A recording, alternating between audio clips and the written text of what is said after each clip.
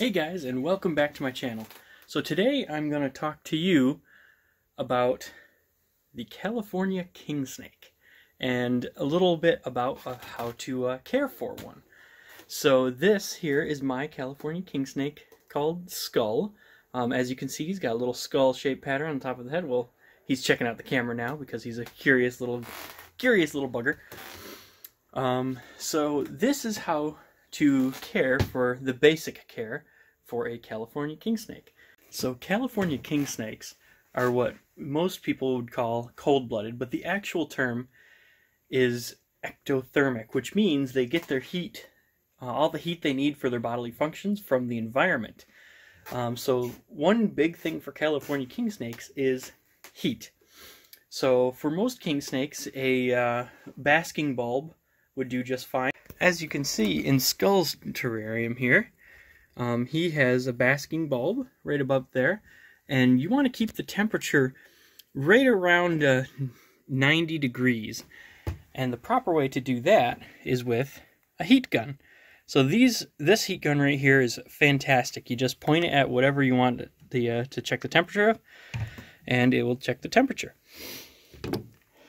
So that's all they need for heat. Skull is in a approximately 30-gallon front opening Exoterra, which I highly recommend these terrariums for your kingsnake.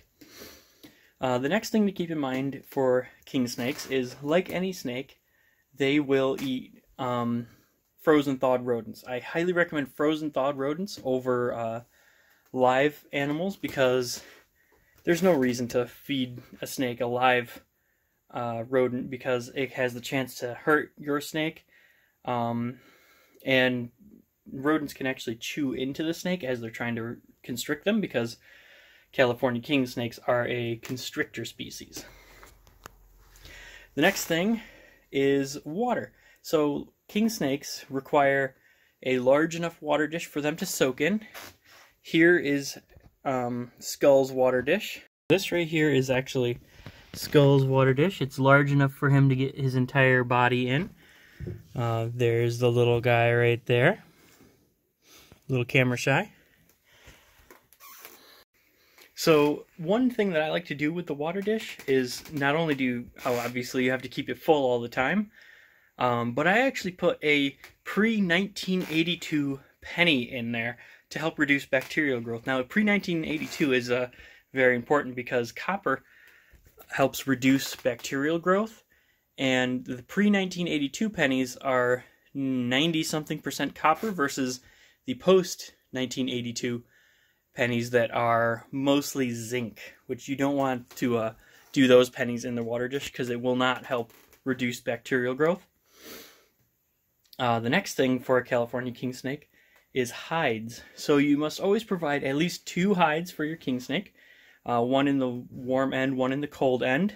And one of those hides can actually be what's called a humid hide. So a humid hide is a hide that actually it holds in the humidity so that the snake can shed a little bit better. And so what I like to do is I actually use a Tupperware container with a little hole cut in the top for Skull's humid hide. And for his regular hide, I just use a little wooden box with a hole cut in the back of it. And he uses both of them. He greatly enjoys them. I see him in those all the time. And the next thing is substrate. So kingsnakes can use a variety of substrates. A lot of people like to use a coconut fiber, which is a great substrate for them. It holds the moisture in a little bit better. But they can actually go with slightly drier ones. I prefer to use an aspen bedding because it actually, as they burrow through it, it holds the tunnels that they make, so it actually acts as a hide wherever they want, which I think is really cool. And on top of that, I like to put some various leaves and things, make sure they're sterilized leaves, as enrichment for the snake. And that's the basic care for a California kingsnake. Feed them about once a week, and that, as long as you keep up on that, that should be pretty good. So there's a quick crash course in California kingsnake care. And I hope to, that's everything.